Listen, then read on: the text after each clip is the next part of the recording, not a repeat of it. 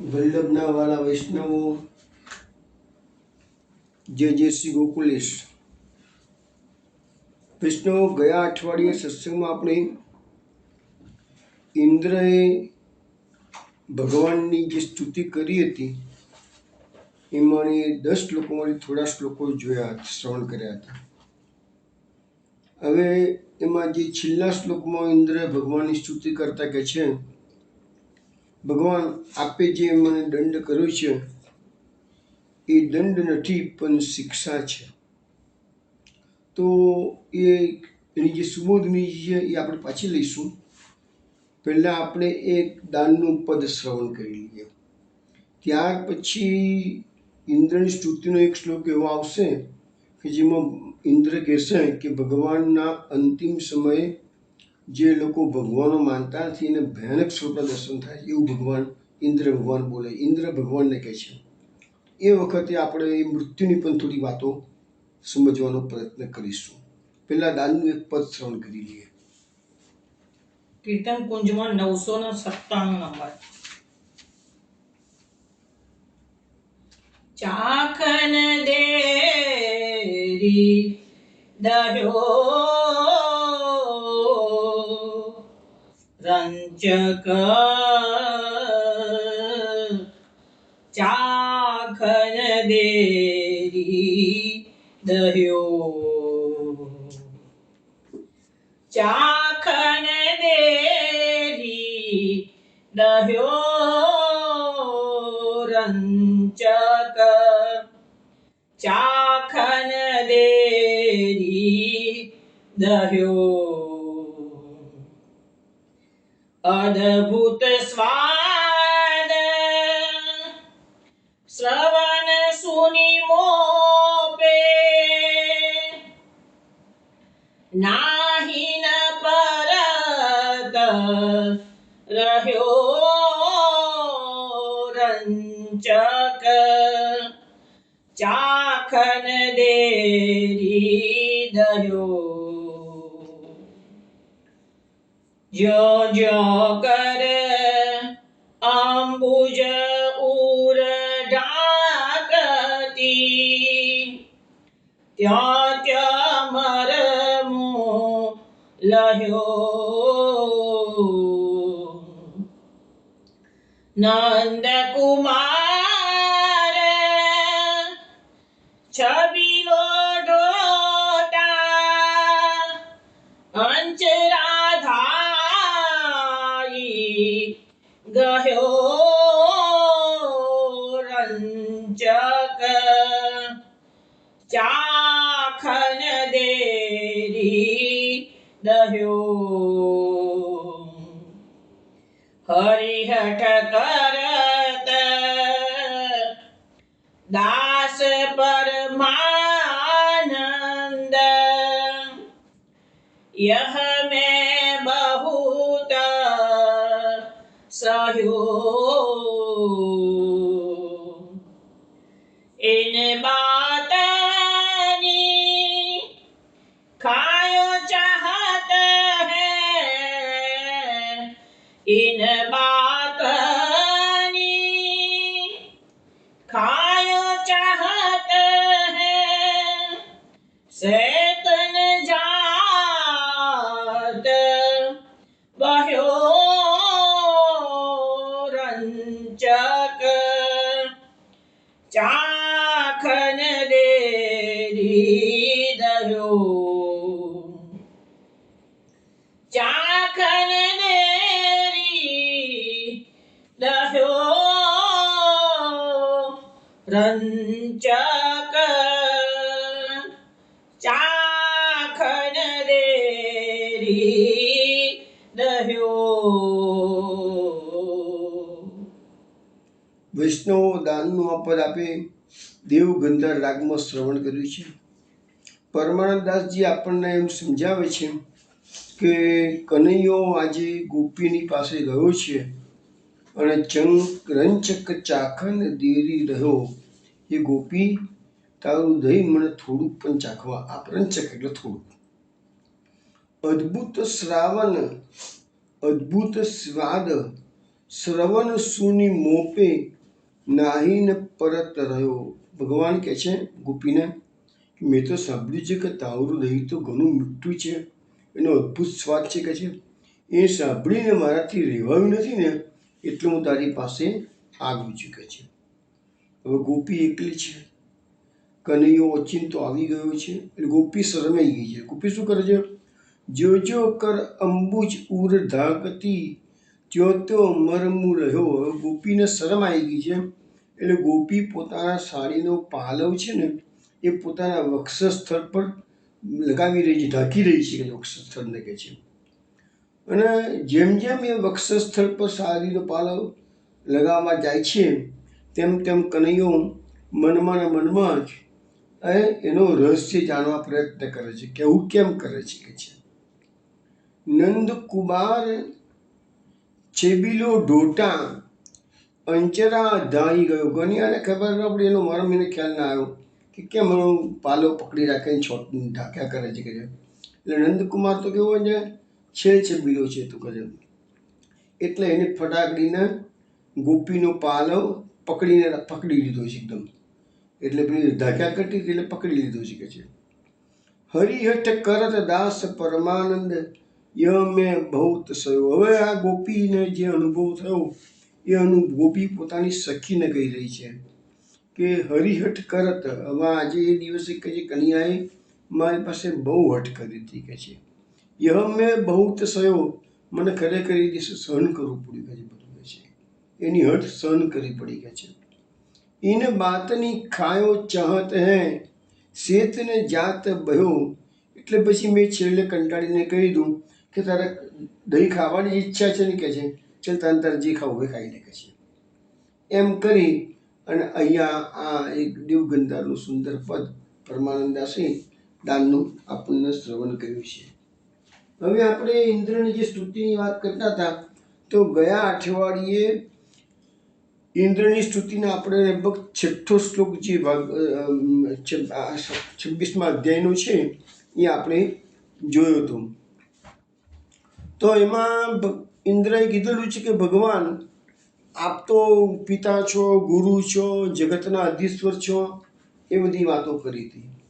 પછી ઇન્દ્ર એના પછીના 7મા નંબરના શ્લોકમાં કહે છે મેં મદ વિદ્યા જગદીશ માનિનસ્ત્વમ વિક્ષ કાલે ભયમાસુતન મદમ હિત્વારિ માર્ગમ પ્રભજંત્યપસ્મ્યા યા કલાનામ પિતેનું શાસનમ. ઇન્દ્ર કહે છે કે પ્રભુ પોતાને જગતનો ઈશ્વર માનનારા મારા જેવા અજ્ઞાની લોકો, જો ઇન્દ્ર પોતાને અત્યારે દીનતા ભાવ બતાવે છે કે મારા જેવા અજ્ઞાની લોકો, હવે સ્વર્ગનો રાજા છે છતાં પોતાની જાતના અજ્ઞાની કહે છે, મારા જેવા અજ્ઞાની લોકો અંત સમયે આપના ભયંકર રૂપનું દર્શન કરી ન તરત જ અભિમાનનો ત્યાગ કરી દે છે. હવે જો અહીંયા શું કહે છે કે અંત સમયે ભગવાન એવા અભિમાની જે જીવાત્માઓ છે, અજ્ઞાની જીવાત્માઓ છે, એના અંત સમયે ભગવાનના ભયાનક રૂપના દર્શન થાય છે. એટલે આનો અર્થ એવો થયો કે ભગવાન કઈ અંત સમયે એવા અજ્ઞાની અને અભિમાની દર્શન કરવા ના આવે, પણ જે યમદૂતો આવે છે ને એ ભગવાનની જે બધી વિભૂતિઓ છે આ તો. એટલે અહીંયા લખ્યું છે કે ભગવાનના ભયંકર સ્વરૂપનું ભગવાનના દર્શન તો ભક્તોનો થાય, આવા અજ્ઞાની અને અભિમાનીઓનો ન થાય કોઈ દિવસ.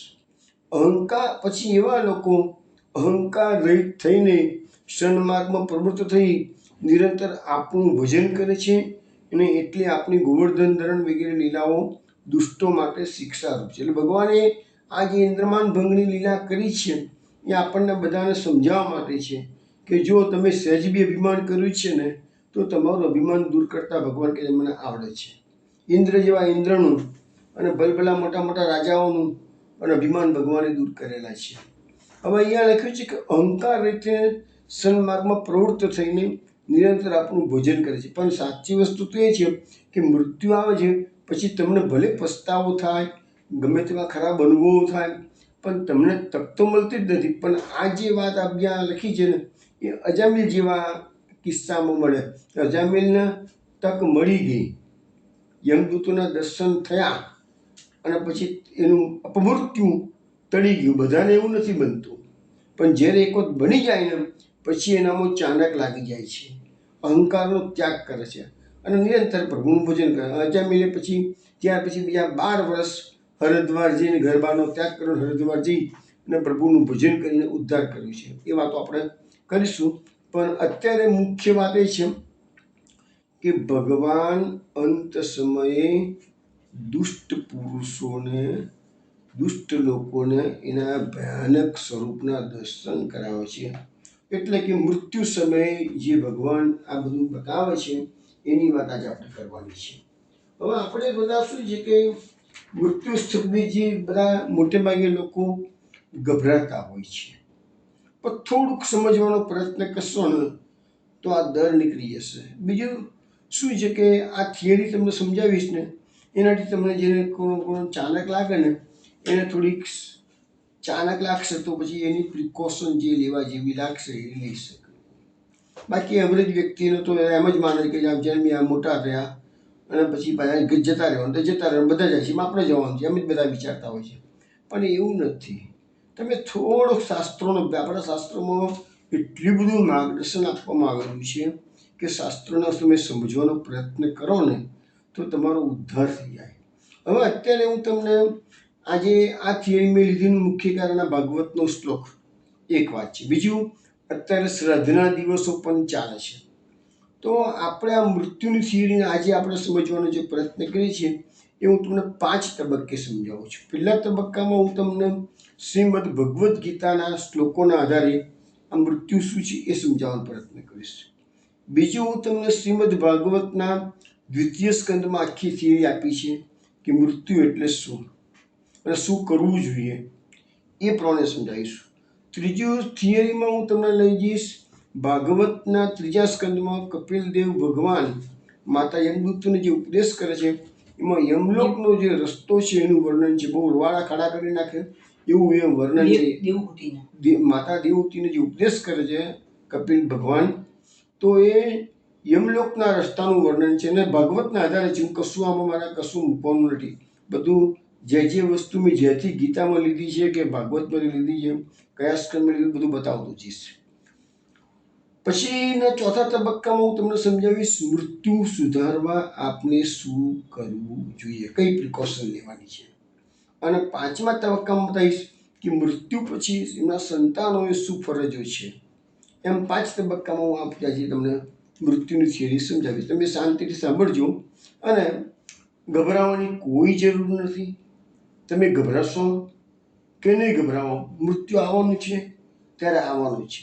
પણ જેણે ચેતીને કામ કર્યું છે, આજે એક વસ્તુ તમે સમજો કે આપણે એક સામાન્ય યાત્રા કરવા છે. માનો કે વિદેશમાં જતા હોય છે લોકો મહિના, 2 મહિના, 6 મહિના માટે, તો કેટલી તૈયારી તમે કરો છો? વિસા લાવો અને પાસપોર્ટ કરાવો ને આ કરો તે કરો ને આ એ દેશના કયા કયા કાયદા કાનૂન છે એ પ્રમાણે તમારો સામાન પેક કરાવો, એરલાઇન્સની ટિકિટો બુક કરાવો, તો બધી કેટલી તૈયારી કરો છો કે એક સામાન્ય 2-4 મહિનાની યાત્રા માટે પણ જો તમારે કેટલી તૈયારી કરવી પડે છે. અચ્છા, આપણા ઘરમાં લગ્નનો સારો પ્રસંગ આવતો હોય તો આપણે જો તક મળે તો આપણે તૈયારી કરીએ, 1 વર્ષની તૈયારી કરતા હોય અને ના તક મળે તો મહિનામાં કે 2 મહિનામાં તૈયારી કરીએ છીએ.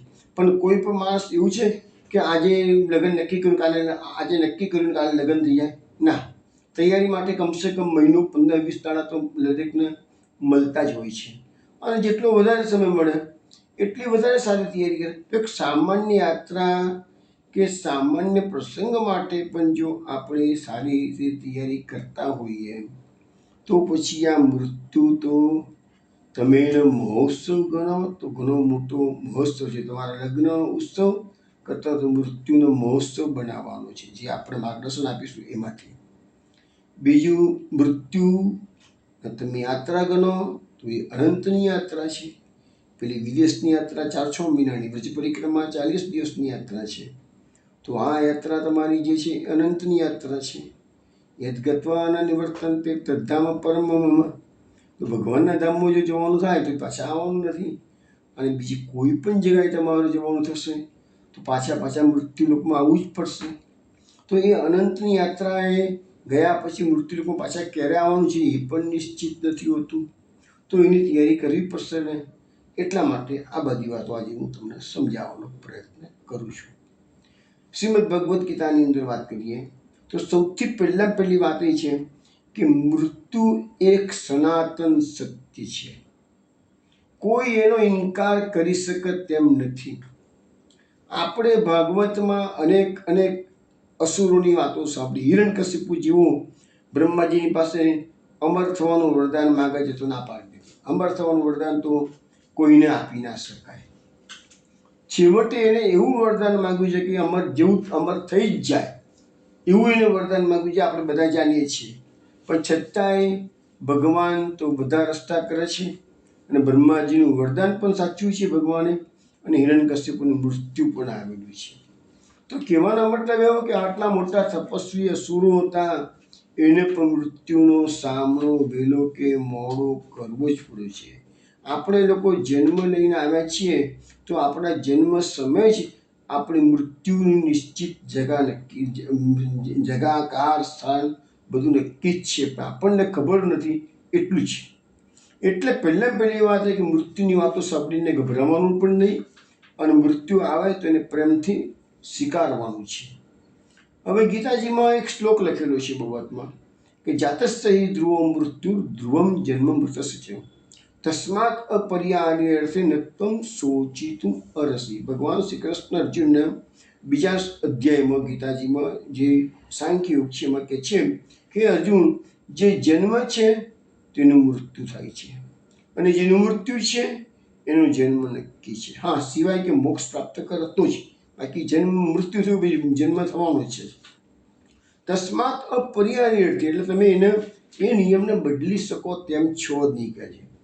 તો પછી નત્વમ શોચિતુમ અરસી, તો પછી તારે શોક કરવાનો યોગ્ય નથી. હવે આ તે નત્વમ શોચિતુમ અરસી એ જે શબ્દ છે ને એમાં બીજા અધ્યાયમાં લગભગ 5 જેટલા શ્લોકો છે.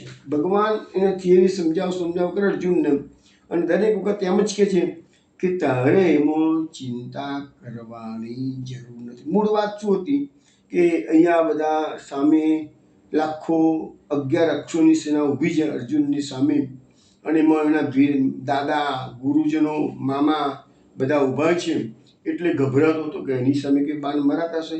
તો ભગવાન સમજાવે છે, ભાઈ તું મારીશ કે નહીં મારું, પણ આ લોકો તો બધા મરેલા જ છે. અને જે 11મો અધ્યાય આપણે ઘણી વખત વાત કરી ચૂક્યા છીએ. વિશ્વરૂપ દર્શન યુગમાં ભગવાન પોતાના કાલ સ્વરૂપના અર્જુનને દર્શન કરાવે છે, અને અર્જુન જુએ છે કે ભીષ્મ દાદા, દ્રોણાચાર્ય, કર્ણ, આ દુર્યોધન, શકુની એવા મોટા યોદ્ધાઓ પણ ભગવાનની દાઢો તળે ચગદાઈ રહ્યા છે, ભગવાનના પ્રજ્વલિત મુખમાં પ્રવેશ કરી રહ્યા છે. હવે વિચાર કરો કે આ બધા તો દેવોને હંફાવે એવી શક્તિ ધરાવતા હતા. એવા યોદ્ધાઓ પણ આજે ભગવાનના ડાળો તળે ચગદાઈ રહ્યા છે. તો આપણે તો એ બધાની સામે બહુ સામાન્ય માનીએ છીએ. એટલે મૃત્યુ સુધારવા માટે પ્રયત્ન કરવાનો છે.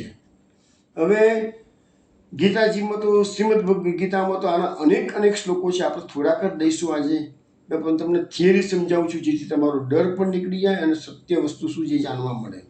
બીજો એક સરસ શ્લોક છે, વાસાંસી જીર્ણાની યથા વિહાય નવાની ગૃણાતિ નરોપરાણી તથા સજરાની વિહાય જીર્ણાની અન્યાની સંયાતિ નવાની દેહી. હે અર્જુન, જેવી રીતે મનુષ્ય જૂના વસ્ત્રો ત્યાગીને નવા વસ્ત્રો ધારણ કરે છે, એવી જ રીતે મનુષ્યનો આત્મા આ જૂના શરીરો ત્યાગીને નવા શરીરો ધારણ કરે છે. તો મૃત્યુ એક ખાલી શરીર પરિવર્તનની, આ દેહ પરિવર્તનની ક્રિયા છે. પછી ત્રીજો એક સરસ શ્લોક છે, દેહિનો અસ્મિન સા દેહે કૌમારમ યૌવનમ જરા તથા દેહાંતર પ્રાપ્તિ સ્થિરસ્તત્ર ન મુહ્યતિ. હે અર્જુન, જેવી રીતે આ દેહની 3 અવસ્થા છે, કુમાર અવસ્થા એટલે બાળપણ, યુવા અવસ્થા છે, પછી જરા એટલે ગડપણ આવે છે. 3 અવસ્થા દરેકની આવે છે. અને તો પછી જેવી રીતે શરીરને અલગ અવસ્થાઓ છે એવી રીતે આ તમારો દેહ પણ પાછો સમય જતાં બહુ ગરદો થઈ ગયો છે, એટલે ભગવાન જઈને બદલી કાઢે છે, નવો દેહ તમને આપે છે. તો પછી તમને ફાયદો થઈ ગયો. તમારો રોગગ્રસ્ત દેહ હોય એ તમને ભગવાન લઈ લે છે અને તમને નવો દેહ એક્સચેન્જમાં આપી દે છે. તો ફાયદો થઈ ગયો ને. ગભરાવાનું શું છે? આપણે મોટાભાગના લોકોને વૃદ્ધાવસ્થા આવે એટલે શરીર તો બગડતું જ હોય છે, એક નહીં તો બીજો રોગ આવતો જ હોય છે. અને કોઈને વધારે રોગ આવે, કોઈને ઓછા રોગ આવે, પણ આવતા તો બધાને જ હોય છે. અને અત્યારનું તો ખાનપાન એવું થઈ ગયેલું છે કે આપણું શરીર રોગગ્રસ્ત જલ્દી ઘણી વખત તો નાની ઉંમરમાં પણ લોકો રોગગ્રસ્ત થઈ જતા હોય છે. તો એવા સમયમાં ભગવાન કૃપા કરી અને તમને એક્સચેન્જ કરી આપે છે. ચાલ ભાઈ તારો જૂનો દેહ મને આપી દે, તું નવો દેહ લઈ જા. તો પછી ખોટું શું છે? ધીરજ તત્ર ન મુહ્યતિ. તો ધીર પુરુષો પછી એમાં મોહ કરતા નથી. હવે આગળ કહે છે કે મોટા ભાગના માણસો મૃત્યુથી ગભરાય છે, પરંતુ તેમાં ગભરાવા જેવું કશું જ નથી. કેમ કે તમે મૃત્યુથી ગભરાશો કે નહીં ગભરાવો, પણ જે સમય જે આવવાનું છે આવવાનું જ છે. તો પછી ગભરાવાનું શું કરવા? તો પછી પ્રેમથી સ્વીકાર કરવામાં વધુ શું છે? હું તમને એક એક્ઝામ્પલ આપું. અમારા એક વૈષ્ણવ, મારા ઓળખીતા છે વૈષ્ણવ, એનો એકનો એક નહીં પણ એનો એક દીકરો 40 વર્ષની ઉંમરનો કેન્સરમાં થોડા વખત પહેલાં જ મરી ગયો. તો એ દીકરાએ મરતા પહેલાં એના કુટુંબીજનોને કહી દીધેલું કે મારી સ્મશાન યાત્રામાં તમારે બેન્ડ બાજાને બોલાવી અને મારી સ્મશાન યાત્રા કાઢવાની, અને અબીર ગુલાલ ઉડાડતા કે છે કે તમારા સ્મશાનમાં મને લઈ જવાનું કે છે. મને એવી રીતે વિદાય કરજો કે છે, પણ કોઈએ રડવાનું નહીં મારા સ્મશાનમાં, મારી સ્મશાન યાત્રામાં. વિચાર કરો, 40 જ વર્ષનો છોકરો છે, એના બાળકો પણ ખૂબ નાના હતા, અને એને પોતાના મૃત્યુને ઉત્સવ રૂપે ઉજવવા માટે પોતાના કુટુંબીજનોને જતા જતા કહીને ગયો. હકીકતમાં એના પિતાએ મને વાત કરી હતી કે ભાઈ અમે તો પછી બેન્ડવાજા, એની ઈચ્છા પૂરી કરવા માટે એને બેન્ડવાજા મંગાવ્યા, અને અમે એમને ભગવાનનું નામ લેતા લેતા જ કે છે, અને કે છે વીર ગુલાલ ઉડાડતા એની સ્મશાન યાત્રા કાઢી હતી. તો જુઓ, આવા 40 વર્ષનો છોકરો કેટલો જરાય ગભરાયો નથી. ગમે તેમ હોય પણ એને ઉત્સવ બનાવી દીધો. મૃત્યુ એ મહોત્સવ છે. મૃત્યુ એ દુઃખદાયક પ્રસંગ નથી, મૃત્યુ મહોત્સવ છે. દેહ પરિવર્તનની પ્રક્રિયા છે, અનંતની યાત્રાનો એક પડાવ છે. આ તો આપણે એક ભાડાના મકાનમાં રહીએ છીએ, અને અમુક સમય થાય ત્યાં ભાડું ખાલી કરાવે છે કે ચલો ભાઈ નવા મકાનમાં આપણે જવું પડે છે કે નથી જવું પડતું. જે લોકો પાસે પોતાનું મકાન લેવાની કેપેસિટી નથી હોતી, એને તો આખી આખી જિંદગી અનેક ભાડાના મકાનો બદલ કરતો હોય છે.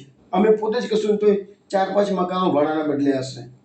તો ભાડાના મકાનો, એક મકાન છોડીને બીજા મકાન છોડી ત્રીજા મકાનમાં તમે જાઓ છો કે તો એક હરખશોખ થાય છે? કશો નથી થતો.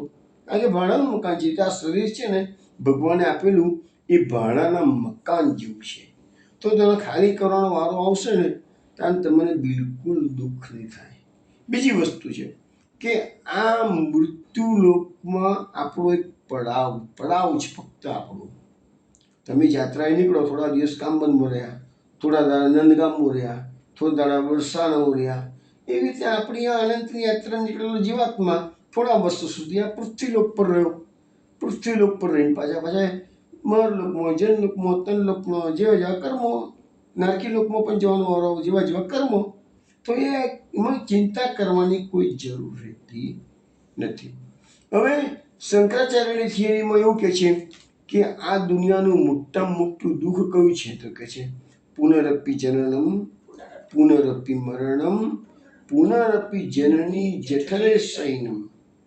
આ વારંવાર જન્મવું, વારંવાર મરવું અને વારંવાર માતાજીના ગર્ભમાં જવું, એ આ દુનિયાનું મોટામાં મોટું દુઃખ છે. કેમ? તો આપણા શાસ્ત્રો કહે છે કે ગર્ભવાસ એ નરકવાસ છે. ગર્ભમાં આવેલો જીવાત્માને અનેક વેદનાઓ, કષ્ટો સહન કરવી પડે છે, અને એ બધાનું વર્ણન કપિલ ભગવાને માતા દેવહૂતિને 3 સ્કંદમાં વર્ણવ્યું છે. એક ગર્ભના કષ્ટો કેવા છે એનું વર્ણન હું આજે નથી કરતો. આજે મારે મૃત્યુની જ વાત કરી છે એટલે. પણ જેને રસ પડતો હોય એ 3 સ્કંદમાં કપિલ ભગવાનનો જે ઉપદેશ છે, જેને સાંખ્યોગ કહે છે, એ વાંચી લેજો. પછી અમે આપણને સમજાવવામાં આવે છે કે આ માનવ શરીરની અગત્યતા એ જ છે કે જો માનવી ધારે તો આ જન્મ મરણની પ્રક્રિયામાંથી મુક્ત થઈ શકે. આ માનવ દેહ એક જ માત્ર સાધન છે. બે સિવાયની 84 લાખ યોનિની બાકીની કોઈ પણ યોની તમને મુક્તિ અપાવી શકતી નથી. એ માનવ દેહ આપણે જો ભૌતિકવાદમાં બગાડી દઈએ તો આપણા જેવો કોઈ મૂર્ખ બીજો દુનિયામાં નથી. હવે ગીતાજીમાં બધા ભગવાને ઉપદેશ કર્યો છે, બધી જ વસ્તુ બતાવી દઈએ કે આ માટે આ પ્રક્રિયામાંથી મુક્ત થવાનો રસ્તો પણ ભગવાને અર્જુનને બતાવ્યો છે. કયો રસ્તો બતાવ્યો છે? અંતકાલે ચ મામેવ સ્મરણ મુક્ત્વા કલેવરમ ય પ્રાતિ સ્મદભાવમ યાતિ નાસ્ત્રત્ય સંશય. હે અર્જુન, અંતકાળે જે મનુષ્ય મારું સ્મરણ કરતો કરતો દેહ છોડે છે તે અંતે મને જ પામે છે, એમાં તું શંકા કરીશ નહીં. પછી તરત જ ભગવાન અર્જુનને બીજા શ્લોકમાં કહે છે, યમ યમ વ્યાપી સ્મરણ ભાવમ ત્યક્તંતે કલેવરમ તમ તમેવતિ કૌંતેય સદા તદ્ભાવ ભાવિત. હે અર્જુન, અંતકાળે મનુષ્ય જે ભાવનું જે વિચાર કરતો કરતો એ દેહ છોડે છે તે અંતે તેને જ પામે છે એવી વાત. એટલે અંતકાળ બહુ જ અગત્યનો છે અને એની જ આજે હું વાત તમને કરીને સમજાવીશ કેવી રીતે એને સુધારવું.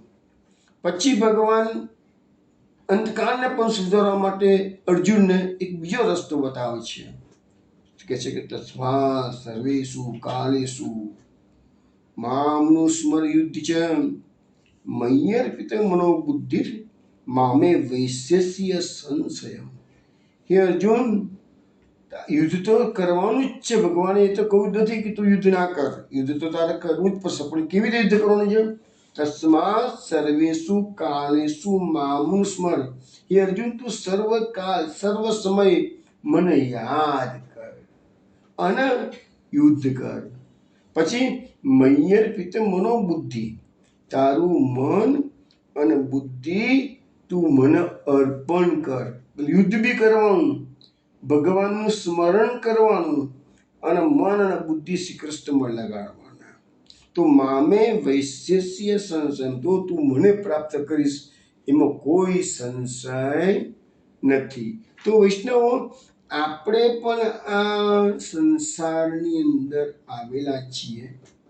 આ સંસાર એક યુદ્ધ છે અને આ સંસારના યુદ્ધમાં જેવી રીતે અર્જુનને વિષાદ થયો છે કે લડવું કે ના લડવું, એવી રીતે આપણને પણ ડગલે ને પગલે આ કરવું જોઈએ કે ના કરવું જોઈએ એની આપણને મૂંઝવણ થતી હોય છે.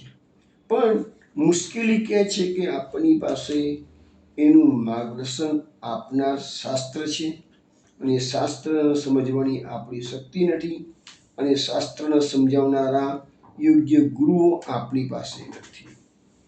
હવે આપણા બધા શાસ્ત્રોમાં બે શબ્દોનો વિશેષ પ્રયોગ છે, વિધિ અને નિષેધ.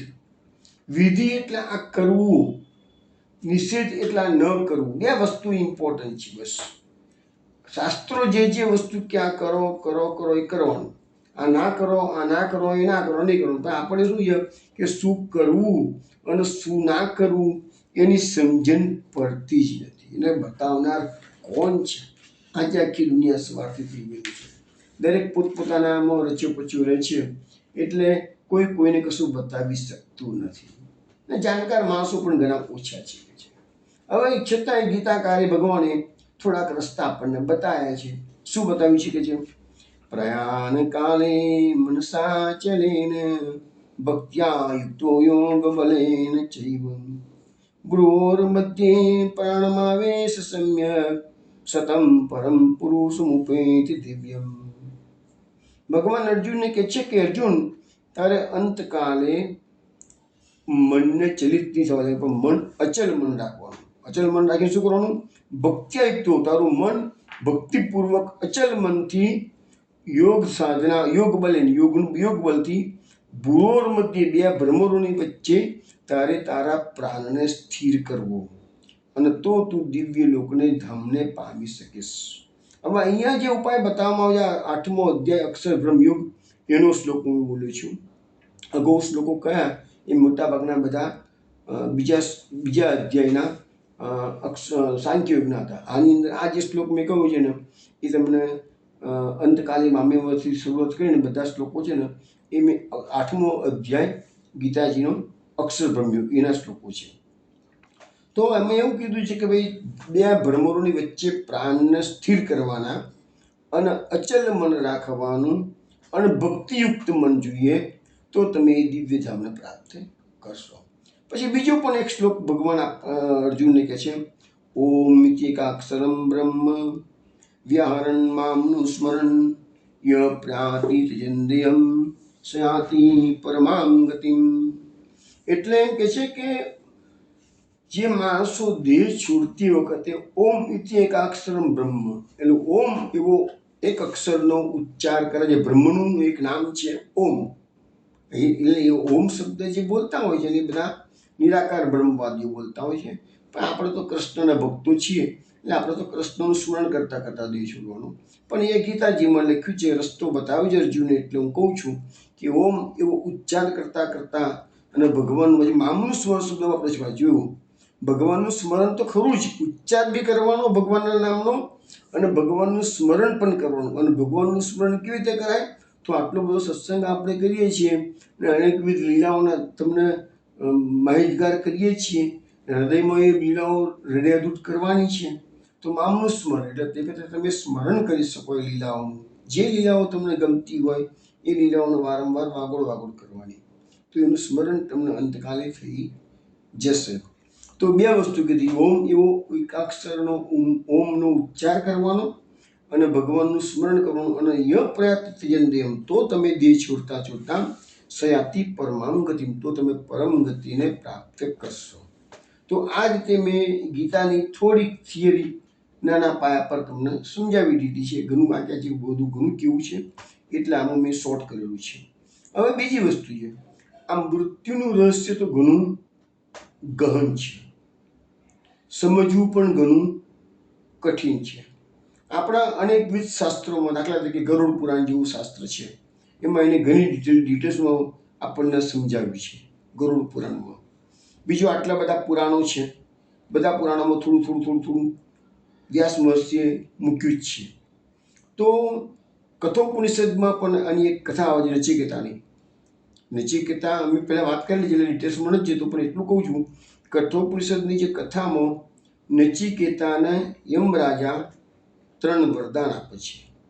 અને એમાં એ નચિકેતા 3 વરદાનમાં એક વરદાનમાં એવું કહે છે કે મને મૃત્યુનું રહસ્ય સમજાવો.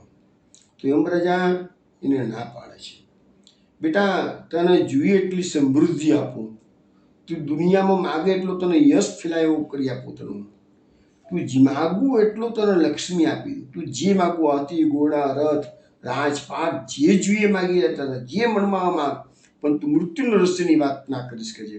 નચિકેતા બહુ મક્કમ રહ્યો છે અને કીધું ના, હું તમારા કોઈ પ્રલોભનમાં ફસાઈશ નહીં, મને તો એ જ જાણવું છે મૃત્યુનું રહસ્ય શું છે. અને છેવટે યમરાજાને નચિકેતાને મૃત્યુનું રહસ્ય સમજાવવું પડે છે. થિયરી બધી કઠોપનિષદમાં આપેલી છે, બહુ ગૂઢ વસ્તુઓ છે બધી. એટલે આપણે સામાન્ય ભૌતિકવાદી મગજસરની વિચારસરણી ધરાવનારાને એ સમજવાનું ઘણું અઘરું છે. અને અત્યારે શ્રાદ્ધના દિવસોમાં તો ઘણી જગ્યાએ આ કઠોપનિષદના પ્રવચનો સ્વામીજીઓ કરતા જ હોય છે, કારણ કે અત્યારે દિવસો જ એ શ્રાદ્ધના છે. અને અત્યારે એક અચાનક આપણો શ્લોક પણ એવો આવી ગયો એટલે મને થયું કે ચલો આપણે થોડીક થિયરી વૈષ્ણવોને સમજાવી દઉં. પછી એક વસ્તુ સમજી લેજો વૈષ્ણવો તમે, કે અનંતની યાત્રાએ જીવે એકલા જ જવાનું છે. અહીંયા આપણને માને કે આપણે એ 70, 80 કે 90 વર્ષ જીવીએ, એ દરમિયાન આપણને કોઈ પણ તકલીફ પડે તો આપણા સગાવાલા ખડે પગે આપણી સેવામાં હાજર રહે. વૃદ્ધાવસ્થામાં પથારીગ્રસ્ત થયા હોય તો છોકરાઓ સંતાનો તમારી સેવા કરે છે. તબિયત બગડે હોસ્પિટલમાં ઊંચા કરી લઈ જાય, દાખલ કરે, ડૉક્ટરને ઘરે બોલાવે, એક્સિડન્ટ થયો હોય, ફ્રેક્ચર થયું હોય, પાટાપિંડી કરાવે, બધું તમને અહીંયા મદદ મળી રહે છે. પણ પરલોકના તો દુઃખો આના જે લોકો પાપી વાત કરું છું, પરલોકના દુઃખો તો આના કરતાં ઘણા છે, જેની આજે થોડીક વાત તો આપણે કરીશું જ. પણ ત્યાં તમને કોઈ મદદ કરવા નહીં આવી શકે. તમે પોકાર કરશો, બેટા મને તકલીફ પડે છે, તું આવ, તો બેટો સાંભળશે તું આવશે ને, અને સાંભળે તોય ના આવી શકે. તો આ બધી વસ્તુઓ તમે સમજો બરાબરનું. તો અત્યારે આપણે આપણી જે સ્વસ્થ શરીર છે ત્યાં સુધીમાં એ ઉપાય આપણે કરી લઈએ. માટે આ બધુંથી તમને હું માહિતગાર કરું છું. એટલે અનંતની યાત્રાએ સાથે શું આવે છે? તો તમારા કર્મો, તમારો ધર્મ, જે ભક્તિ કરી છે એ સાથે આવશે. તમારી દુનિયાની સંપત્તિ કરોડો શું અબજ રૂપિયા ભેગા કર્યા છે, તેમાંથી 1 રૂપિયો તમે લઈ જઈ શકતા નથી. યમદૂતો તમને મારવા માટે આવે, તમે કેમ તને 1 કરોડ રૂપિયા આપું તો મને બીજી 5 મિનિટ વધારાની આપ, તો પણ એ તમને યમદૂતો કહેતા કાગળિયા તારી પાસે રાખે છે. કૂતરા પણ આ રૂપિયાને સૂંઘતા નથી. તો યમદૂતોને તમે ગમે એટલું પ્રલોભન આપશો તો તમારા પૈસા આવીને પડી રહેલા રહેવાના. આ બધું સમજવાની જરૂર છે. એટલે સમૃદ્ધિની પાછળ અતિશય પાગલ થાય એ લોકો મહામૂર્ખ છે. હવે આ બધી જે ગીતાજીની જે થિયરી મેં તમને કહી, એમાં 8મા અધ્યાયની અંદર અક્ષરબ્રહ્મ યોગની અંદર યોગીઓની મૃત્યુની 2 ગતિ બતાવવામાં આવી છે. એની થોડીક વાત કરી લઉં એટલે તમને ખ્યાલ આવે કે આપણા શાસ્ત્રો આપણને કેટલી ડિટેલ્સ આપે છે. વિશ્વના કોઈ પણ ધર્મની અંદર આટલી ડિટેલ્સ જેટલા હિન્દુ શાસ્ત્રો કહે છે કોઈ આપ્યા નથી. અને પર્ટિક્યુલરલી ગીતા ધર્મ, ગીતાનો ગ્રંથ તો એવો ભગવાને દિવ્ય બનાવ્યો છે કે કદાચ વિશ્વનો કોઈ એવી ભાષા નહીં હોય કે જ્યાં ગીતાનું ટ્રાન્સલેશન ના થયું હોય. મોટા ભાગના જે વિદેશીઓ છે એ પણ આપણી ગીતા પર પાગલ છે. તો એ ગીતાની થિયરી એટલી બધી સુંદર શ્રી કૃષ્ણ ભગવાને અર્જુનને સમજાવી છે. એમાં 8મા અધ્યાયમાં યોગીઓની મૃત્યુ પછી 2 પ્રકારની ગતિ બતાવી છે. કઈ ગતિ? એક અર્ચી માર્ગ, એટલે આપણે સમજવાની જરૂર છે, અને એક ભક્તિ, એક ધૂમ્ર માર્ગ છે. હવે તમે જુઓ કે અર્ચી માર્ગ એટલે શું? તો જ્યોતિર્માર્ગ કે છે, અગ્નિનો માર્ગ કે છે, શુક્લ પક્ષનું મૃત્યુ, ઉત્તરાયણનું મૃત્યુ, એ બધું અર્ચી માર્ગે યોગ્યો જાય. જે યોગ્યો ધૂમ્ર માર્ગે ગયા છે એ ધુમાડાની જગા, રાત્રિની જગા, કૃષ્ણ પક્ષમાં એનું મૃત્યુ આવે અને દક્ષિણાયનમાં મૃત્યુ થાય. તો આટલી ક્વોલિટીઝ અર્ચી માર્ગની અને ધૂમ્ર માર્ગની છે. આપણે ઉત્તરાયણની વાત આવે એટલે આપણને ઉત્તરાયણ એટલે ખાલી 14મી જાન્યુઆરી નહીં, ઉત્તરાયણ એટલે 14મી જાન્યુઆરીથી 6 મહિના સુધી ઉત્તરાયણના દિવસો હોય. ઉત્તરાયણના દિવસે જ મારે એવું નહીં, ઉત્તરાયણ દિવસનો પવિત્રનો દિવસ છે, એનું મૃત્યુ ઉત્તમ ગણાય છે. પણ ઉત્તરાયણના દિવસથી 6 મહિના સુધી, એટલે સૂર્ય મકર રાશિમાં પ્રવેશ કરે એને મકર સંક્રાંતિ કહેવાય છે, એને ઉત્તરાયણ કહેવાય છે. ઉત્તર તરફની સૂર્યની ગતિ, એનું નામ ઉત્તરાયણ. અને 6 મહિના સુધી ઉત્તરમાં રહે, જ્યાં 6 મહિના પછી સૂર્ય દક્ષિણ દિશામાં પ્રવેશ કરે. તો એ ગતિને આપણામાં સારી નથી કહેવાતી, પણ એ તમને સમજાવું છું. સારી એટલે એકદમ ખરાબ છે એવું પણ નથી, સમજાવું છું.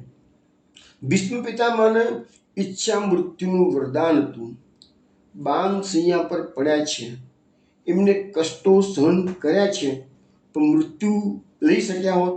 આ ઈચ્છા મૃત્યુ થયું, એમને ના પાડી. એમને મૃત્યુ ક્યારે સ્વીકાર્યું? કે દિવસોની રાહ જોઈને બેઠા હતા કે ઉત્તરાયણ આવશે.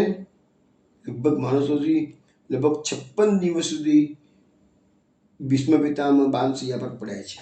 56 દિવસ એ વેદના એમને સહન કરી છે. કેમ સહન કરી છે? કે પછીની ગતિ ઉત્તમ થઈ જાય.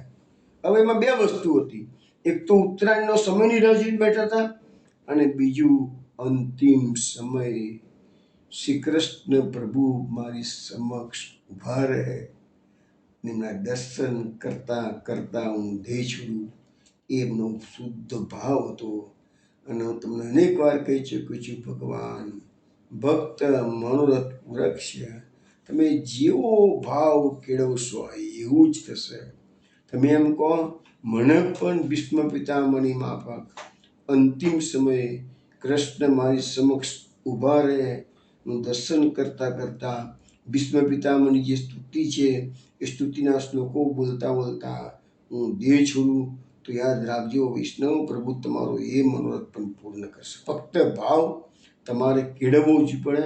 એ જ અગત્યનું છે. પણ આપણો ભાવ છે ને આજે સાંભળતે કે તે મનમાં ભાવ આવશે, પણ પછી પેલા કાદા લસણનો ખોરાક ખાધો હોય છે ને એટલે ભાવ બધું ચાલુ જાય છે. મોટા ભાગની તકલીફ આ છે, તમને સમજાવું ચોખ્ખું. આપણો ખોરાક બહુ દૂષિત આપણે ખાઈએ છીએ ને એટલે આજે ભક્તિ ભાવ છે, ભગવત ભાવ છે એ આવે છે ખરો, પણ એ ટકતો નથી. કારણ દૂષિત અન્ન. વિષ્ણુ પિતામહની ઈચ્છા ભગવાને પૂર્ણ કરી હતી. ખૂબ સુંદર 11 શ્લોકો છે. આપણે પ્રથમ સ્કંદમાં એ બધી વસ્તુ આવી ગયેલી છે એટલે અત્યારે ચર્ચા નથી કરતા. હવે આ જે 2 પ્રકારની ગતિ યોગીઓની બતાવવામાં આવી, થોડીક વાત કરી લઈએ એની. કે પૃથ્વી ઉપર, હવે એની જે આ થિયરી છે કાળની, એ કાળની થિયરીમાં એવું કહે છે આપણે પૃથ્વી ઉપર અંતરિક્ષની અંદર એટલે કે પિતૃલોકમાં 15 દિવસનો આપણો જે શુક્લ પક્ષ હોય છે એ પિતૃનો એક દિવસ કહેવાય છે. અને બીજું આપણી 15 દિવસની જે કૃષ્ણ પક્ષ એટલે કે વદી, શુદ્ધની આપણે શુદ્ધ અને વદી બોલીએ છીએ, આ મહિને શુક્લ પક્ષને કૃષ્ણ પક્ષ કહે છે. તો કૃષ્ણ પક્ષ છે ને એ પિતૃલોકની રાત્રિ કહેવાય. આપણા 15 દિવસ એ એમની એક રાત્રિ. એવી રીતે ઉપર સ્વર્ગલોક આવ્યું. તો સ્વર્ગલોકથી માંડીને ઉપર ઠેઠ સુધી, પછી બ્રહ્મલોકની ગણતરી આખી અલગ બદલાઈ જાય છે. પણ સ્વર્ગલોકથી ઉપર બીજે બધી જે છે ને એ 6 મહિનાનો આપણો જે ઉત્તરાયણનો ટાઈમ છે, 6 મહિનાનો, એ સ્વર્ગલોકમાં એક દિવસ કહેવાય. અને આપણી 6 મહિનાની દક્ષિણાયન છે એ સ્વર્ગલોકની અંદર એક રાત્રિ થઈ. ધેટ મીન્સ કે આપણા 12 મહિના છે એ દેવલોકના એક રાત્રિ દિવસ થયા કહેવાય. એવી ગણતરી છે કે છે. હવે ગીતાજીમાં સમજાવ્યું છે કે ઉત્તરાયણ માર્ગે જનારા યોગીઓ જો રાત્રિમાં શરીર ત્યાગ કરે તો રાત્રિના અભિમાની દેવતા તે યોગીને રાત્રિભર પોતાના અધિકારમાં રાખીને દિવસ ઉગે પછી દિવસના અભિમાની દેવતાને સુપ્રત કરે છે. પછી દિવસના અભિમાની દેવતાનો અધિકાર પૃથ્વીના વાયુમંડળ સુધી જ હોય છે. જો ભગવાનની કેવી જડબેસલાક વ્યવસ્થાઓ છે, તમે જુઓ મેનેજમેન્ટ કેટલી સ્ટ્રોંગ બનાવી છે કૃષ્ણ ભગવાને. પછી શુક્લ પક્ષના અભિમાની દેવતાને તે સુપ્રત કરે છે.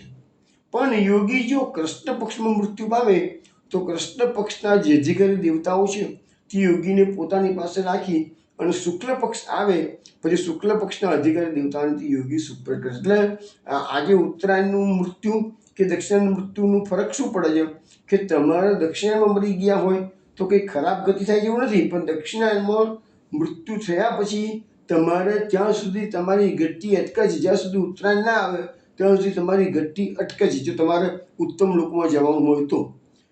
જો ખરાબ લોકમાં જવાનું છે તો કોઈ ચિંતા નથી રહેતી, પણ તમારી ગતિ અટકે છે. કંઈ દાખલા તરીકે આપણે એક્ઝામ્પલ આપીએ તો જળ ભરતના જે ભરત રાજા હતા એની મૃગલા માસક થઈ તો એને નુકસાન કેટલું ગયું કે 1-2 જન્મનો અંતરાય પડ્યો.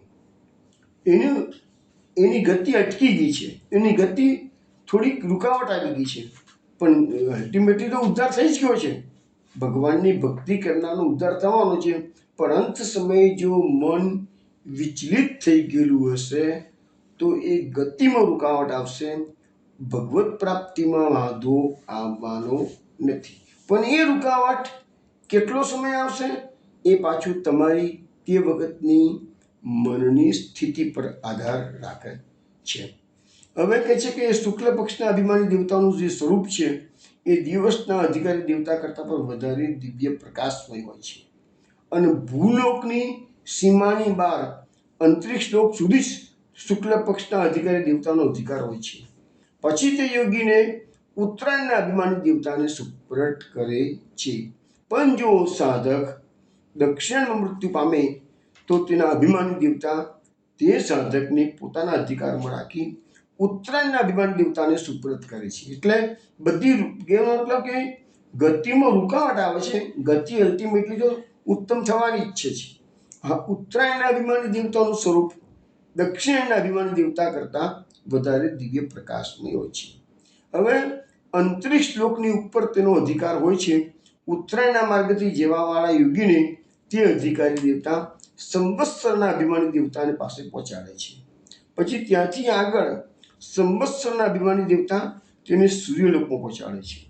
અને ત્યાંથી ક્રમશઃ આદિત્યાભિમાની દેવતાઓ ચંદ્રાભિમાની દેવતાના અધિકારમાં અને તે વિદ્યુત અભિમાની દેવતાના અધિકારમાં પહોંચાડે છે અને ત્યાંથી ભગવાનના પાસો આવી તેને પરમધામમાં પ્રભુની પાસે લઈ જાય છે. તો આ બધી જે ગતિની મેં વાતો તમને કરી એ 8મા અધ્યાયમાં અક્ષરબ્રહ્મ યોગની કાર્ય કરી છે. પણ આ બધી કેવી મુક્તિ કહેવાય છે? ક્રમ મુક્તિ છે, સદ્ય મુક્તિ નથી. સદ્ય મુક્તિની વાત આપણે પછી કરીશું. અત્યારે હું તમને ક્રમ મુક્તિની જ વાત પહેલા તો પૂરેપૂરી કરી લઉં છું. હવે આપણે અત્યારે જે થિયરી સમજી એ શ્રીમદ ભગવદ્ ગીતાના આધારે જોઈ છે. હવે હું તમને જે થિયરી સમજાવું છું ને એ શ્રીમદ ભાગવતના આધારે સમજાવું છું. હવે મૃત્યુ સમયે શું કરવું, કેવી રીતે દેહ ત્યાગ કરવો, એ શ્રીમદ ભાગવતના બીજા સ્કંદમાં ખૂબ સુંદર થિયરીઓ બધી આપવામાં આવેલી છે. એમાંનો થોડોક ભાગ તમને હું સમજાવું છું. એમાં લખ્યું છે કે મનુષ્ય જન્મનો સૌથી મોટો લાભ એ જ છે કે મનુષ્ય જ્ઞાનથી, ભક્તિથી કે સ્વધર્મ પાલનથી એવું જીવન બનાવવું જોઈએ કે મૃત્યુના સમયે ભગવાન નારાયણની સ્મૃતિ બની રહે. આપણા આખા જીવન દરમિયાન આપણો ટાર્ગેટ એ હોય કે અંતિમ સમયે ભગવાનના દર્શન થાય, ભગવાનની સ્મૃતિ જળવાઈ રહે. એના માટે સંસ્કૃતમાં લખ્યું છે ભાગવતમાં, જન્મ લાભ પર પૂષામ અંતે નારાયણ સ્મૃતિ.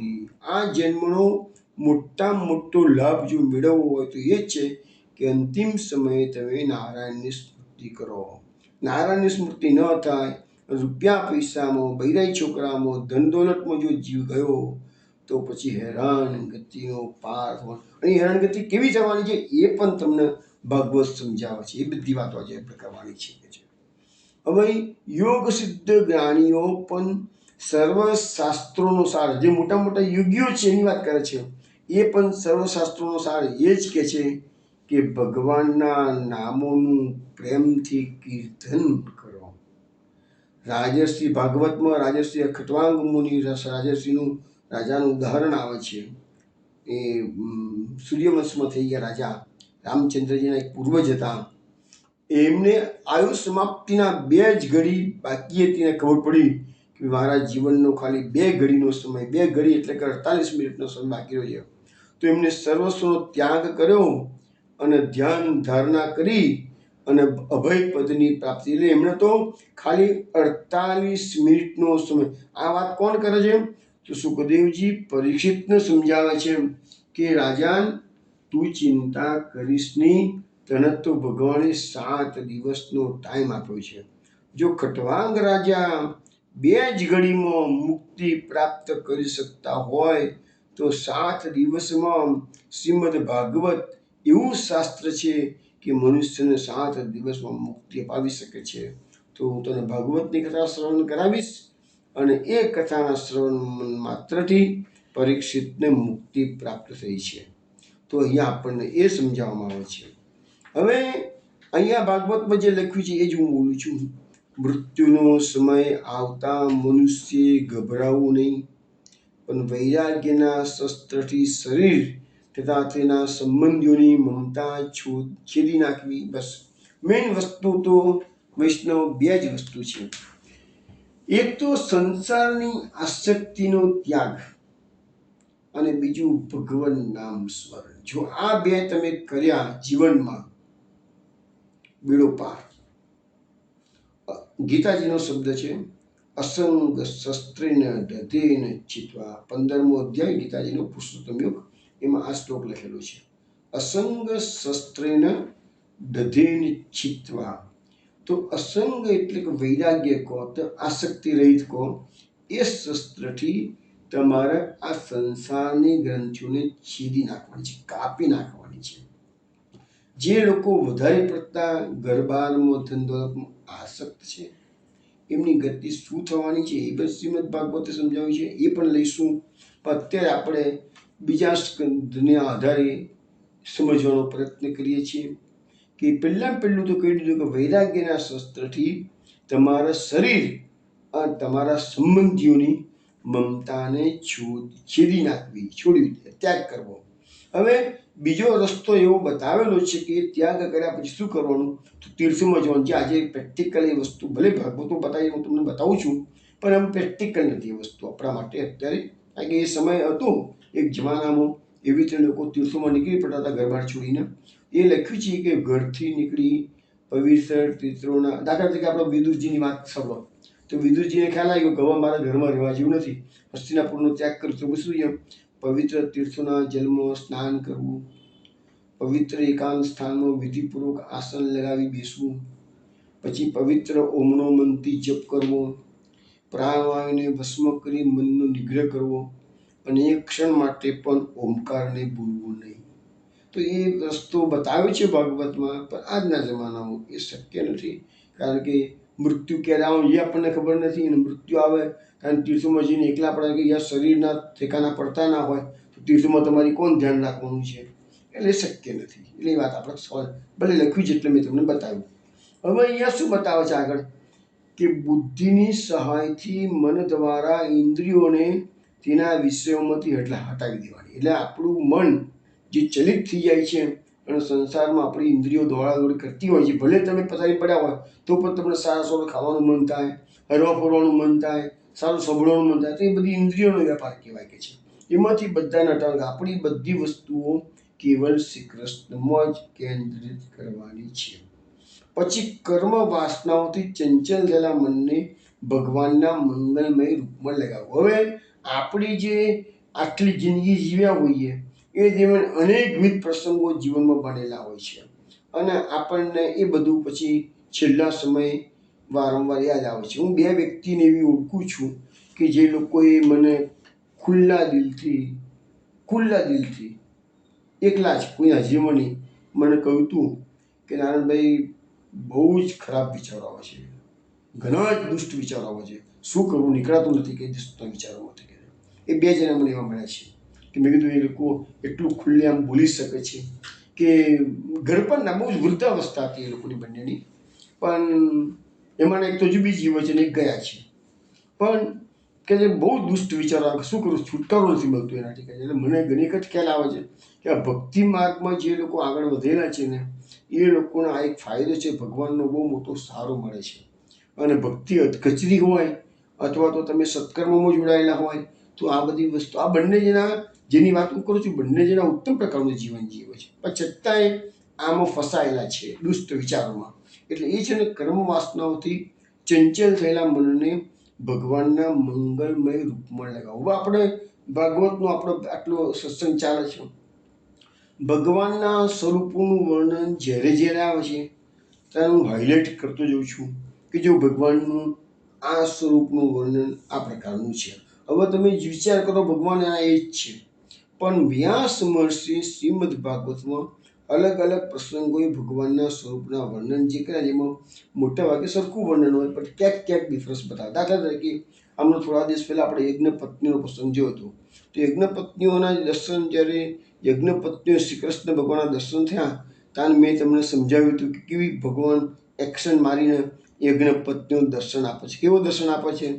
ભગવાન પોતાના સખાના ખભા ઉપર એક હાથ મૂકેલો છે, બીજા પગથી પગની આંટી મારેલી છે, બીજાના હાથથી કમળ હાથમાં લઈને ગોળ ગોળ ફેરવી રહ્યા છે. યજ્ઞપત્નીઓ પોતાની થાળીમાં અનેક પ્રકારના વ્યંજન લઈને ભગવાનને જમાડવા માટે જઈ યજ્ઞપત્નીઓને દર્શન થયા એ પ્રભુએ આવા દર્શન આપ્યા છે. એટલે એવું ભગવાનનું જે સ્વરૂપ છે એનું વારંવાર ચિંતન કરશો તો તમારા મનમાં વસી જશે. બીજી વસ્તુ, ભગવાનનું જે સ્વરૂપ તમને ખૂબ જ ગમતું હોય એ સ્વરૂપનો મોટો ફોટો તમારા ઘરમાં આગલા ભાગમાં લગાવવો. એનાથી ફાયદો શું થશે? આવતા જતા તમારો એ ફોટામાં ચિત્ત જશે, દર્શન થશે, ધીરે ધીરે કરતા એ ફોટો મનમાં વસી જશે. અને આજે હું તમને એક વસ્તુ કહું કે મને જે યાદ છે કે સ્કૂલમાં ભણતા હતા અને અમુક વિદ્યાર્થીઓ અમારા મિત્રો હતા એ વખતે આજે વર્ષોથી 50 વર્ષના સમય કરતાં વધારે સમય નીકળી ગયો છે, પછી કોઈ દાડો મળ્યા નથી, તો પણ એના ચહેરા આજે નજર સમક્ષ ક્યારેક આવી જાય છે. હવે જે વ્યક્તિ 50 વર્ષથી મને મળી નથી, પરંતુ સ્કૂલમાં સારી ફ્રેન્ડશીપ હતી એ લોકોની સાથે, પર્ટિક્યુલરલી તો મેં એ લોકોને મદદ કરતો હતો, કારણ કે મને મેથેમેટિક્સને બધું શીખવા માટે બધા મારી પાસે આવતા. તો પણ એમ થાય છે સારું, આજે 50 વર્ષ નીકળી ગયા, તો પણ એ ચહેરા આજે નજર સમક્ષ ક્યારેક આવી જાય છે. એટલે કહીએ છીએ કે ઘરમાં ભગવાનનું એક મોટું ચિત્ર, અને કયું ચિત્ર? જે સ્વરૂપમાં તમને ખૂબ આસક્તિ હોય એ જ એવું ચિત્ર ઘરમાં મોટું એક લટકાઈ જવાનું. અને ઘરમાં બીજી વસ્તુ છે કે ભગવાનના ચિત્રો સિવાય બીજા કોઈ આલતુ ફાલતુ ફોટા મહેરબાની કરીને મૂકશો નહીં. એ ફોટાઓ બધા મનમાં ઘર થશે. બીજી વસ્તુ, ટીવીની સિરિયલ જોશો, એ જે દ્રશ્યો આવે છે એ મગજમાં ઘર કરી જાય છે. ચોથી વસ્તુ, તમે જે કોઈ પણ વાતો લોકોની સાંભળો છો એ મનમાં ઘર કરી જાય છે. તમને કેટલું નુકસાન, તમને અત્યારે ખ્યાલ નહીં આવે, અંતિમ સમયે આ બધી વાતો જો યાદ આવી ગઈ ને તો ઘણું મોટું નુકસાન થશે. પછી પારવાર પસ્તાવો આવશે, પણ કોઈ અર્થ નહીં રહે. એટલે મનમાં સારી સારી કથાઓ સાંભળવાની, ભગવાનની લીલાઓને મનમાં વાગોળ કરો. દુષ્ટ વિચાર આવ્યો હોય તો 1 સેકન્ડમાં એને કાઢવાનો પ્રયત્ન કરો, એને પ્રકારે, પણ એમાં ઊંડા ના ઉતરો. અને ભગવાનના ફોટાઓ બી જ ઘરમાં બધી જગ્યાએ લગાવેલા હોય તો તમે જ્યાં નજર મારી ફરી યાદી ભરી ત્યાં આપણી, એટલે જ્યાં આપણે દ્રષ્ટિ પડે તો કૃષ્ણ કૃષ્ણ કૃષ્ણ હોય. જીત દેખું ચિત શ્યામ કૃષ્ણમય, જે ગોપી કહેતી હતી ને, તો એના જેવી દશા આપણે પ્રાપ્ત કરવાની છે. પછી બીજી વસ્તુ કે ભગવાનના મંગલમય સ્વરૂપમાં સતત મન લાગેલું રહેવું જોઈશે. હવે આ ભાગવત જે બતાવે છે, તમને બતાવું છું કે સ્થિર ચિત્તથી ભગવાનના શ્રી વિગ્રહમાંથી કોઈ એક અંગનું ધ્યાન ધરવું, અને એ અંગમાં આપણું ધ્યાન સ્થિર થઈ જાય પછી બીજા અંગમાં ધ્યાન સ્થિર કરવું. રસ્તા તો બધા અહીંયા ભાગવતમાં ઘણા બતાવ્યા છે, એવું કશું એક જ રસ્તો જેવું નથી. હું તમને બતાવીશ, બધી અલગ અલગ રીતો બતાવેલી છે.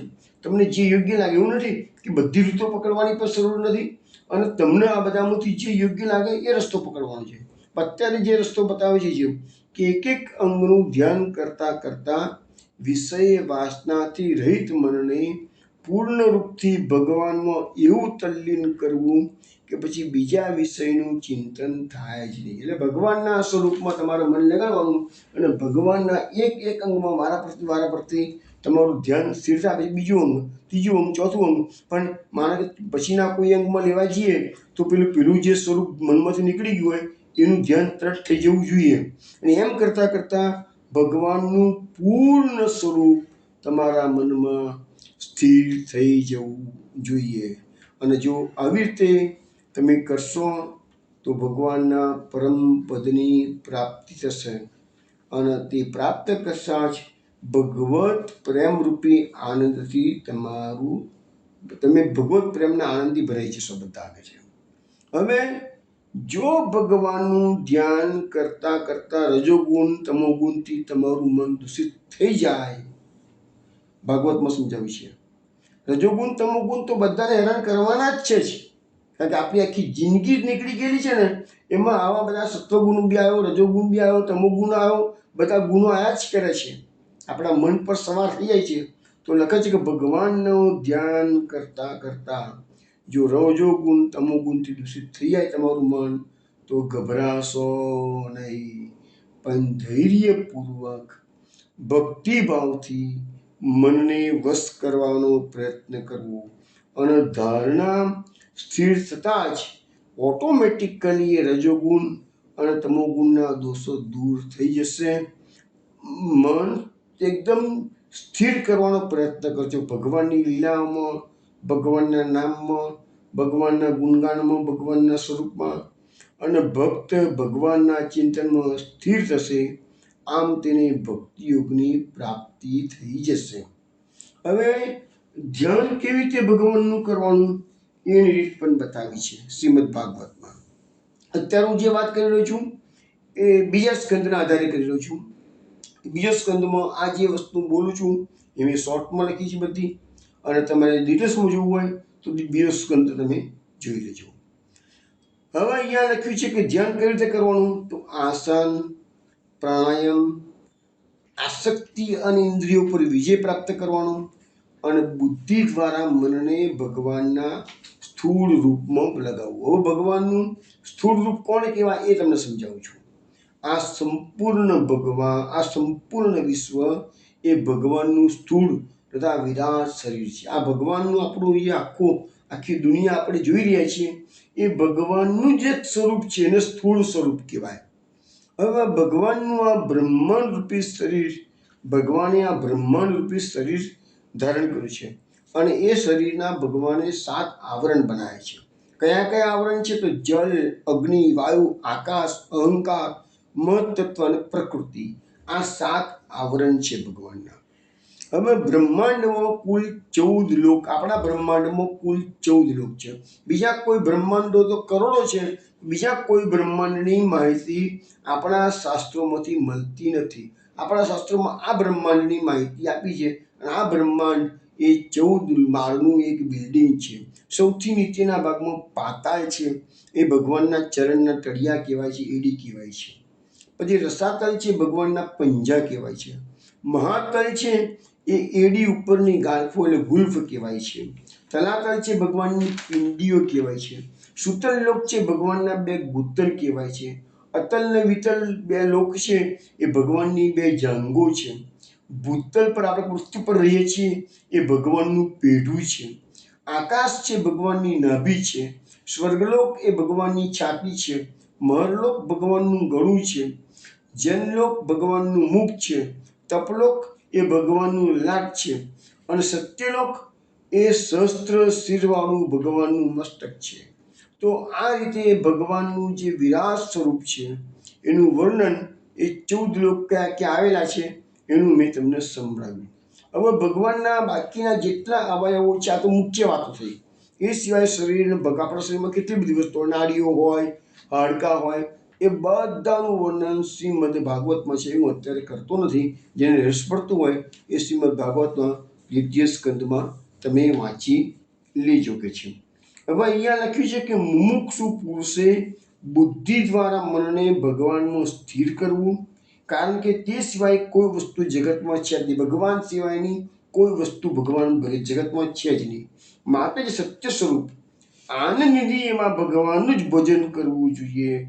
આસક્તિઓ એ અધપતનનું કારણ હોવાથી તેનો સદંતર વૈષ્ણવોએ ત્યાગ કરવો. તો આ મેં તમને શ્રીમદ ભાગવતના આધારે ધ્યાનની આ એક રીત બતાવી છે. હવે ધ્યાનની જે બીજી રીત છે, ત્રીજી રીત છે, એ બધી રીતો ભાગવતમાં જે બતાવી છે એનું વર્ણન કાલે રાત્રે 8 વાગે આપણે મળીશું, ત્યારે કરીશું. હજી તો મૃત્યુની થિયરી કાલે પણ કદાચ બધું ચાલશે, પણ બધું પૂરેપૂરું તમને સમજાવવાનો પ્રયત્ન કરીશ. પછી તમને જે યોગ્ય લાગે તમારો અંતરાત્મા છે કે એ પ્રકારે જીવન જીવજો. ચલો વિષ્ણુ, કાલ રાત્રે 8 વાગે મળીશું. ત્યાં સુધી જય શ્રી ગોકુલેશ.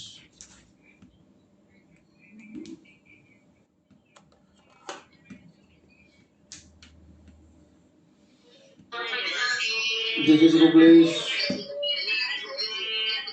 જય શ્રી ગોકુલેશ. જય શ્રી ગોકુલેશ. જય શ્રી ગોકુલેશ.